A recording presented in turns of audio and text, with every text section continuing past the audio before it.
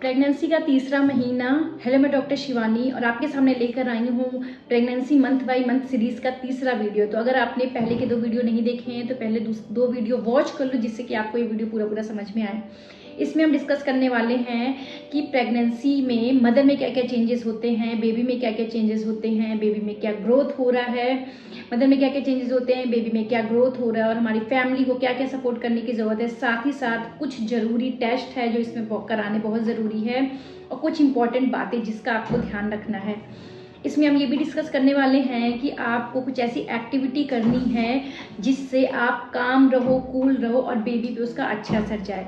तो देर न करते हुए इस वीडियो को शुरू करते हैं। अगर अभी तक आपने चैनल सब्सक्राइब नहीं किया है तो चैनल को सब्सक्राइब कर लो और शेयर कर दो उन लोगों से जो अभी प्रेग्नेंट हैं या प्रेगनेंसी प्लान कर रहे हैं। आपके छोटे से सपोर्ट से बहुत ज़्यादा मोटिवेशन मिलता है। इस वीडियो के डिस्क्रिप्शन में मैंने कुछ प्रोडक्ट्स भी टैग किए हुए हैं जो कि आपकी प्रेगनेंसी जर्नी को और भी ज़्यादा कंफर्टेबल बनाने में आपकी हेल्प करेगी और मैंने ले ली है आपकी प्रेगनेंसी को मेमोरेबल और कंफर्टेबल बनाने की जिम्मेदारी। कोई भी इंपॉर्टेंट चीज़ें मिस नहीं हो पाए, इसलिए इस वीडियो में स्टेप बाय स्टेप चलते हैं। सबसे पहले हमारी वुड बी मदर में क्या क्या चेंजेस होने वाले हैं। तो अगर आप ये तीसरा महीने का वीडियो देख रहे हो तो मैं कोशिश करूंगी कि आपका ये तीसरा महीना सक्सेसफुली पूरा हो जाए, क्योंकि सबसे ज़्यादा रिस्क होता है मिसकैरेज का, वो इस महीने में होता है। तो आपको इस महीने में अपना बहुत ही ज़्यादा ध्यान देना है। साथ ही साथ कुछ ज़रूरी बातों का भी आपको ध्यान देना चाहिए, जैसे कि अगर आपको नोजिया वोमिटिंग हो रही है जो कि इस महीने में पीक पे होता है और कई सारे लोगों को इस महीने के एंड तक आते आते आपको नोजिया वोमिटिंग की समस्या ख़त्म भी हो जाती है। दूसरी चीज़, अगर नोजिया वोमिटिंग इतना ज़्यादा एक्सेस हो रहा है कि आप पानी भी नहीं पचा पा रहे हो तो बिना 1 मिनट का डिले किए हुए जो प्रेगनेंसी सेफ मेडिसिन आपके डॉक्टर प्रिस्क्राइब करेंगे उनको लेना शुरू करो। तीसरी चीज़ है, आपको बहुत ज़्यादा हैवी वज़न नहीं उठाना है। अगर आप भारी वजन उठाओगे तो आपको और आपके बेबी दोनों को ही परेशानी हो सकता है। आपको बैठ के पोछा लगाना, झाड़ू लगाना या बैठ के कपड़े धोना, बर्तन मांजना आपको नहीं करना है, क्योंकि इस मंथ के एंड आते आते जो आपका यूट्रस पेल्विक ऑर्गन था अब वो एब्डोमेन में आना शिफ्ट हो जाएगा और आपके नीचे पेड़ों में दर्द रहना बना रह सकता है। सो आपको इन बातों का ध्यान रखना है।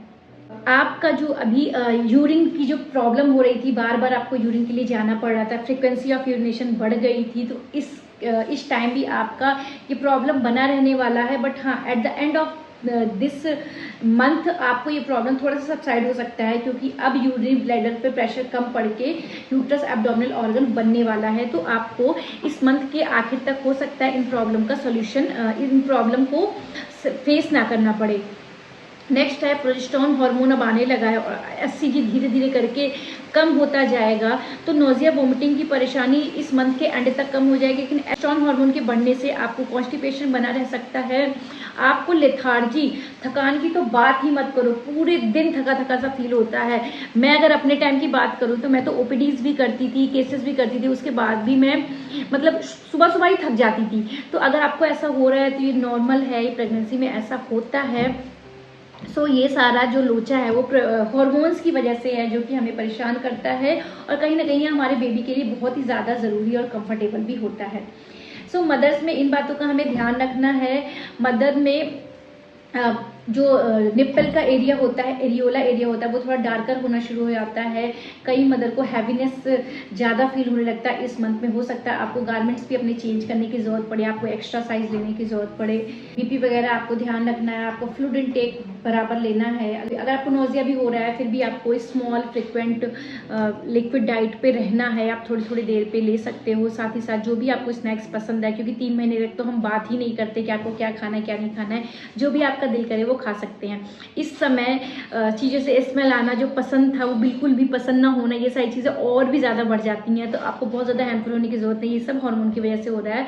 और अगला आने वाला महीना आपके लिए बहुत ही अच्छा होगा, क्योंकि सेकेंड ट्राइमेस्टर हनीमून पीरियड माना जाता है प्रेगनेंसी का, जिसमें कि बेबी को भी पता चल जाता है कि हाँ उसको इन्वायरमेंट में रहना है और बॉडी भी कहीं ना कहीं अडॉप्ट कर लेती है कि हाँ उसके पास कोई आ रहा है तो उसको उस हिसाब से एडजस्ट करना है। मतलब एडजस्टमेंट अब खत्म सी हो जाती है, दोनों एक दूसरे को समझने लगते हैं, बॉडी बेबी को और बेबी बॉडी को।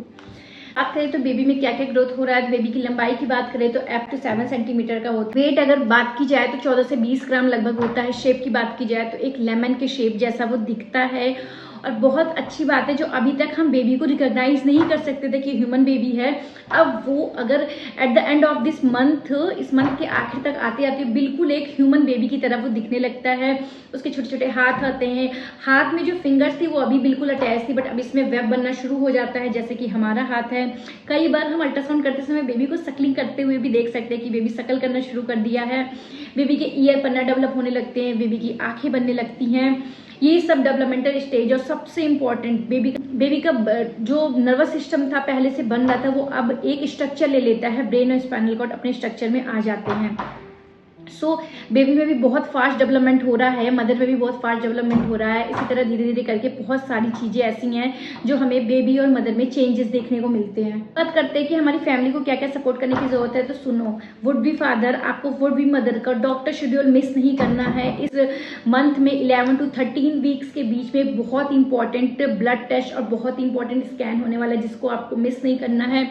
स्कैन की बात की जाए तो इसको एंटी-एनबी स्कैन कहते हैं। मतलब इसमें नक्कल ट्रांसलूसेंसी देखी जाती है कि बेबी के नेक के पीछे फ्लूइड कितना कलेक्ट है, उस हिसाब से हम तय करते हैं कि नक्कल ट्रांसमिसेंसी कितनी है।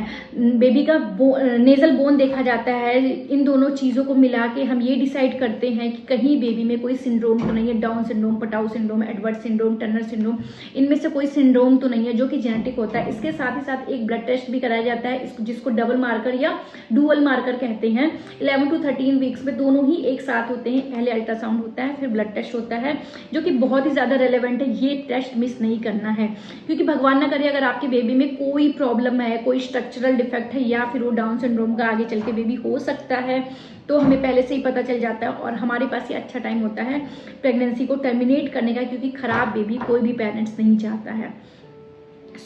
जहां आपको लगता है ना कि डॉक्टर्स भर भर के आपसे पैसे ले रहे हैं, तो वहां पे दिमाग भी लगा लेना है कि आपको बेबी परफेक्ट चाहिए, ये डॉक्टर की पहली चॉइस होती है।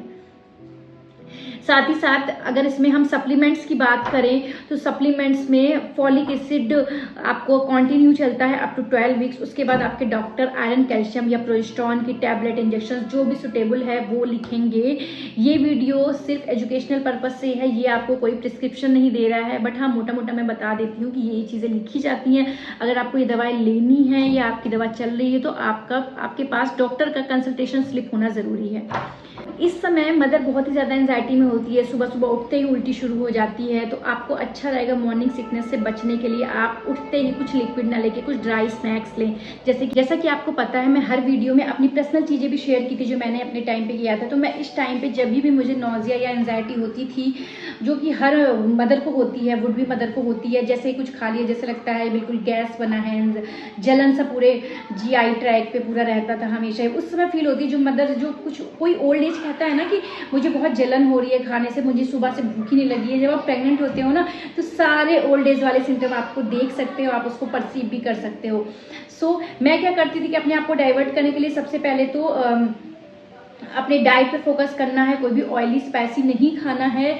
दूसरी चीज़, आपको बाहर का खाना नहीं खाना है। तीसरी जो सबसे इंपॉर्टेंट चीज़ है कि अगर आप गर्भ संस्कार का नाम सुने हो ना, तो उसमें इस मंथ में क्या क्या बताया जाता है वो चीज़ें आपको फॉलो करनी चाहिए। मैं आपको 2-3 एक्टिविटी बता देती हूँ। सबसे पहले तो मैं क्या करती थी कि मेरे को लॉर्ड कृष्णा बहुत पसंद है, लॉर्ड राम बहुत पसंद है, तो उनके भजन या कीर्तन करती थी। जैसे हरे राम राम राम हरे हरे, हरे कृष्णा कृष्ण कृष्ण हरे हरे। ये कम से कम 50 बार ही इसका जाप करती थी, और सच बताऊं पूरा दिन इतना अच्छा जाता था। तो वो आप भी कर सकते हो। दूसरा, आप कोई भी एक्टिविटी कर सकते हो, जैसे कलर्ड पेन ले लिया, उससे कोई क्रिएटिव कर रहे हो, कुछ अच्छा बना रहे हो, कोई पेंटिंग को कॉपी कर रहे हो, तो उसमें भी आपका डाइवर्जन रहता है और आपका नोजिया, वॉमिटिंग या फिर जो आपको एंजाइटी हो रही है, आपको वीकनेस लग रही है, आपको बहुत ज़्यादा चिड़चिड़ापन हो रहा है, वो सारी चीज़ों पे काफ़ी कमी देखने को मिलती है। तो छोटे छोटे टिप्स हैं आपके लिए, जो कि सुपर टिप भी मैं बोल सकती हूँ, जो मैंने अपने टाइम पर ट्राई किया और मैं अपने पेशेंट्स को भी बताती हूँ, तो आपके लिए बोनस पॉइंट है। Thank you for the watching. ये वीडियो उनको जरूर शेयर कर दो जो भी प्रेग्नेंट है या प्रेगनेंसी प्लान कर रहे हैं। और इस सीरीज़ का कोई भी वीडियो मिस मत करना, क्योंकि बहुत इंपॉर्टेंट सीरीज़ है और बहुत ही इंफॉर्मेटिव भी है, जो आपकी डेली प्रेगनेंसी जर्नी को और भी ज़्यादा कंफर्टेबल और मेमोरेबल बना देगी। Thank you for the watching.